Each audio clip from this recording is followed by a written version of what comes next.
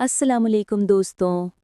आपने इंतकाम के कई किस्से सुने होंगे, मगर जो रास्ता इस बूढ़ी औरत ने चुना वो समझ से बाहर, खौफनाक और ऐसी चालों से भरा था कि सुनकर आपके रोंगटे खड़े हो जाएंगे।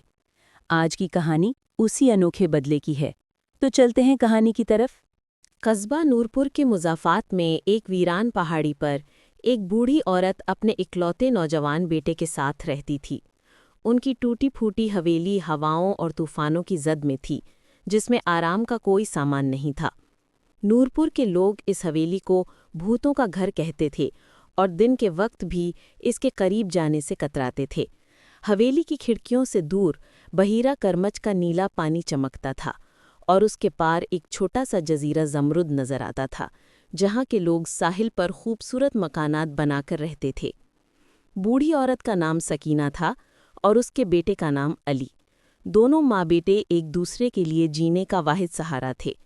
उनके घर का तीसरा फर्द उनकी पालतू कुत्ती थी, जिसका नाम दिया था। दिया एक तेज़ और चालाक शिकारी कुत्ती थी, जो अक्सर अली के साथ शिकार पर जाया करती थी। वो दोनों का साया बनी रहती थी। एक शाम अली के कस्बे के एक बदमाश जलाल से किसी बात पर झड़प हो गई। जलाल ने गुस्से में आकर अपना खंजर अली के सीने में उतार दिया और उसे वहीं बेजान छोड़कर रातों रात जमुर्रत के जजीरे की तरफ फरार हो गया। अली की लाश रात भर उसी वीरान जगह पर पड़ी रही। सुबह जब चंद लक्कड़हारे इधर से गुजरे तो उन्होंने लाश को पहचाना और उसे लेकर सकीना की हवेली पहुंचे। जब सकीना ने अपने बेटे की बेरूह लाश देखी तो वो बेहिस्सो हरकत हो गई। उसके होंठों से एक चीख भी न निकली और ना ही आंखों से एक कतरा आंसू गिरा। वो बस पथराई हुई नजरों से अपने बेटे को देखती रही। फिर उसने अपना कांपता हुआ हाथ अली के सीने पर रखा और कसम खाई कि वो अपने बेटे के खून का बदला जरूर लेगी। उसने लक्कड़हारों को अपने घर से जाने का इशारा किया और कहा, मुझे अकेला छोड़ दो, तुम मेरा बेटा मुझे वापस नहीं दे सकते, इसलिए जाओ। लोगों ने उसे समझाने की कोशिश की, मगर वो खामोश रही। सब लोग चले गए तो सकीना ने दरवाज़ा बंद किया और अली की लाश के पास बैठकर फूट फूट कर रोने लगी। दिया, जो अपने आका को मरा हुआ देखकर बेहिस्सो हरकत हो चुकी थी, अब अपने सर को ज़मीन पर झुकाकर सिसकने लगी। उसकी सिसकियों से हवेली की दीवारें भी गमगीन महसूस होने लगीं। अगले दिन अली को नूरपुर के कब्रिस्तान में दफना दिया गया। कुछ दिनों तक उसकी मौत का चर्चा रहा, मगर फिर लोग सब भूल गए। सिर्फ सकीना हर दिया उस गम को सीने से लगाए रह गईं। सकीना का एक ही मकसद रह गया था, जलाल से बदला लेना। उसे मालूम हो चुका था कि जलाल जजीरा जमुरत के गांव समरन में छुपा हुआ है। ये गांव मुजरिमों की पनाहगाह के तौर पर मशहूर था। सकीना अब किसी से बात नहीं करती थी। वो अक्सर हवेली की खिड़की में बैठी दूर जमुरत के जजीरे की तरफ घूरती रहती, जहां उसके बेटे का कातिल छुपा हुआ था। वो सोचती रहती कि एक कमज़ोर और ज़ईफ़ औरत होने के नाते वो इंतकाम कैसे लेगी। उसका कोई मददगार नहीं था और उसे ये काम अकेले ही करना था। उसने अपने बेटे से वादा किया था और उसे ये वादा पूरा करना था। इसी फिक्र में उसे रातों को नींद नहीं आती थी। दिया भी अब उदास रहने लगी थी। उसने भौंकना छोड़ दिया था और अपनी मालकिन की कदमों के पास खामोश बैठी रहती या कभी कभार हल्की सी सिसकी भरती, गोया अपने आका को पुकार रही हो। एक रात जब दिया अपने आका अली की याद में सिसक रही थी, सकीना के जहन में इंतकाम का एक खौफनाक ख्याल आया। ये एक ऐसी तदबीर थी जो इंतहाई कारगर और वहशियाना थी। उसने पूरी रात इसी मंसूबे पर गौर किया और उसकी तमाम बारीकियों पर सोचती रही। उसे यकीन हो गया कि इस तदबीर से वो अपने बेटे के कातिल से पूरा बदला ले सकेगी। सुबह होते ही वो घर से निकली और कस्बे के पुराने गिरजाघर में गई। कुर्बानगाह के सामने सजदा रेज होकर वो घंटों रोती रही और अपने कामयाबी के लिए दुआएं मांगती रही। गिरजाघर से वापस आकर उसने दिया को सहन में बांध दिया और खुद अपनी कोठड़ी में चली गई। उसकी आंखें अभी भी जजीरा जमरूद की तरफ जमी हुई थीं। पहले दिन तो दिया खामोश पड़ी रही, लेकिन जैसे ही भूख और प्यास ने उसे सताया, उसने भौंकना शुरू कर दिया। उसकी आवाज़ से पूरी हवेली गूंजने लगी, लेकिन सकीना अपनी कोठरी से बाहर नहीं निकली। अगले दिन सुबह सकीना पानी का एक प्याला लेकर आई और दिया के सामने रख दिया। दिया ने पानी पिया और अपनी दुम हिलाई। मोहब्बत से मालकिन को देखा। वो रोटी या गोश्त के चंद टुकड़ों की मुंतज़िर थी, मगर सकीना ने उसे खाने के लिए कुछ नहीं दिया। अब दिया भूख से इतनी निढाल हो चुकी थी कि उसमें भौंकने की ताकत भी नहीं रही थी। वो आंखें बंद किए पड़ी रही। रात को जब भूख फिर से बढ़ी تو وہ زنجیر توڑنے کی کوشش کرنے لگی، مگر زنجیر بہت مضبوط تھی۔ تیسرے دن بھی سکینہ نے اسے صرف پانی ہی پلایا۔ اس نے دیا کی مایوسی اور حیرت کو بھانپ لیا۔ بھوکی کتیاں اپنی مالکن کو دیکھ کر تڑپنے لگی، لیکن اسے کھانے کو کچھ نہیں ملا اور وہ سارا دن بھوکی رہی۔ چوتھے دن سکینہ اپنے پڑوسی کے گھر گئی اور وہاں سے خشک گھاس اور بھس کی 2 گٹریاں اٹھا لائی۔ اس نے اپنے مرحوم شوہر کے کپڑوں سے بھس بھر کر ایک انسانی ڈھانچہ بنایا اور اسے صحن میں ایک اونچی لکڑی سے باندھ دیا۔ اس ڈھانچے کا سر بنانے کے لیے پرانے کپڑے میں بھس بھرا۔ دیا یہ سارا منظر حیرت سے دیکھ رہی تھی۔ اسے سمجھ نہیں آ رہا تھا کہ اس کی مالکن کو کیا ہو گیا ہے۔ یہ کام مکمل کرنے کے بعد سکینہ بازار گئی اور قصاب کی دکان سے تازہ کلیجی خریدی۔ واپس آ کر اس نے دیا کے سامنے آگ جلائی اور کلیجی بھوننے لگی۔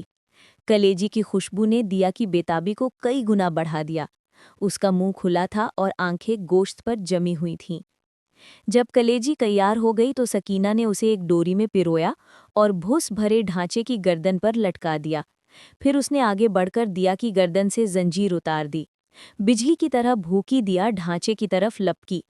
اس نے اپنے نکیلے پنجوں سے اس کی گردن پر وار کیا اور پھر کندھوں پر پنجے گاڑ کر دانتوں سے کلیجی نوچنے لگی۔ وہ پیٹھ کے بل زمین پر گری لیکن پھر اٹھی اور ڈھانچے پر پل پڑی۔ دیا کا غصہ اور جنون اپنی انتہا پر تھا۔ چند ہی لمحوں میں اس نے ڈھانچے کی گردن، بازو اور سینے کو نوچ ڈالا اور کلیجی کا ایک ایک ٹکڑا ہڑپ کر گئی۔ سکینہ صحن کے کونے میں کھڑی اطمینان سے یہ خوفناک منظر دیکھ رہی تھی۔ اس کی آنکھوں میں ایک چمک اور ہونٹوں پر ایک عجیب مسکراہٹ تھی۔ جب دیا اپنا کام مکمل کر چکی تو سکینہ نے اسے دوبارہ زنجیر سے باندھ دیا۔ سکینہ نے یہ تربیت اگلے 3 مہینوں تک جاری رکھی۔ ہر تیسرے دن وہ دیا کو بھوکا رکھتی، ایک نیا ڈھانچہ بناتی اور کلیجی اس کی گردن پر لٹکا کر اسے آزاد کر دیتی۔ دیا اب محض ایک اشارے پر ہی ڈھانچے پر جھپٹتی اور اسے چیتھڑوں میں تبدیل کر دیتی تھی۔ اب اسے ہر وقت زنجیر سے باندھے رکھنے کی ضرورت نہیں تھی، کیونکہ وہ اب اتنی تربیت یافتہ ہو چکی تھی کہ اپنی شکار کو مکمل طور پر ختم کر دیتی۔ اب ایسا ہونے لگا کہ جب وہ ڈھانچے کو مکمل طور پر ختم کر دیتی تب اسے انعام کے طور پر کلیجی کھلائی جاتی تھی۔ جب سکینہ کو دیا پر پورا اعتماد ہو گیا تو ایک صبح سویرے اس نے اپنے مرحوم شوہر کے کپڑوں کا ایک اور جوڑا صندوق سے نکالا اور اسے خود پہن لیا۔ پھر اس نے ایک تھیلے میں کلیجی رکھی اور دیا کو ساتھ لے کر ساحل سمندر کی طرف چل پڑی۔ اس کی چال ڈھال اور آواز ایسی تھی جیسے کوئی بوڑھا آدمی ہو۔ اس نے ایک ماہی گیر سے کہا کہ اسے جزیرہ سمرود کے گاؤں سمرن پہنچا دے۔ اس سفر سے پہلے اس نے دیا کو 2 دن تک پھاکے پر رکھا تھا۔ کشتی میں بیٹھنے کے بعد سکینہ نے تھیلے کا منہ ہلکا سا کھولا۔ کلیجی کی خوشبو نے دیا کو بے چین کر دیا۔ وہ اچھلنے اور اسے جھپٹنے کی کوشش کرنے لگی۔ سکینہ نے اس کی گردن پر تھپ تھپایا اور آہستگی سے کہا، نہیں، ابھی اس کا وقت نہیں آیا، بس تھوڑا اور صبر کرو۔ سمرن پہنچ کر سکینہ ایک شراب خانے میں گئی اور جلال کے بارے میں پوچھا۔ اسے معلوم ہوا کہ جلال اپنی بڑھائی کی دکان میں کام کر رہا ہے۔ سکینہ آسانی سے دکان تک پہنچ گئی۔ اس نے آہستہ سے دروازہ کھولا۔ دکان کے پچھلے حصے میں جلال ہتھوڑے سے کیلیں ٹھوک رہا تھا۔ سکینہ نے بلند آواز میں کہا، جلال، کیا تم یہاں موجود ہو؟ دوسرے ہی لمحے ایک لمبا اور ادھیڑ عمر کا آدمی سامنے کھڑا تھا۔ ہاں، میرا ہی نام جلال ہے، کہو کیا کام ہے؟ یہ سنتے ہی سکینہ نے دیا کی گردن سے زنجیر کھولی اور چیخ کر کہا، پکڑ لو اسے۔ دیا جو پہلے ہی اس پھن میں طاق ہو چکی تھی، ایک بلا کی مانند جلال کی طرف جھپٹی۔ اس نے اپنے تیز پنجوں سے اس کے گلے پر وار کیا۔ جلال بدحواس ہو کر پیچھے گرا۔ اس کے منہ سے چیخ بھی نہ نکل سکی۔ دیا نے اس کے منہ پر پنجے مارے اور پھر اپنے لمبے دانت اس کے گلے میں گاڑ دیے۔ جلال نے چند لمحوں تک دیا سے آزاد ہونے کی کوشش کی، لیکن بے سود۔ دیا نے اسے تب تک نہیں چھوڑا جب تک اس کا دم نہیں نکل گیا۔ دکان کے باہر 2 پڑوسی سڑک پر بیٹھے باتیں کر رہے تھے۔ انہوں نے بات میں ذکر کیا کہ جلال کی دکان میں ایک بوڑھے آدمی کو ایک سیاہ کتی کے ساتھ جاتے دیکھا تھا، اور جب وہ باہر نکلے تو اس بوڑھے نے تھیلے میں ہاتھ ڈال کر کوئی سیاہ چیز کتی کو کھلائی تھی۔ 3 مہینے بعد یہ پہلی رات ہی تھی جب بوڑھی سکینہ اپنے گھر میں پرسکون ہو کر میٹھی نیند سوئی۔ दोस्तों, ये थी कहानी उस बुढ़िया के इंतकाम की जिसकी वजह से पूरे इलाके में खौफ फैल गया। अगर आपको ये कहानी पसंद आई तो वीडियो को लाइक और चैनल को सब्सक्राइब ज़रूर करें। अगली कहानी में फिर मिलते हैं, तब तक अपना ख्याल रखें।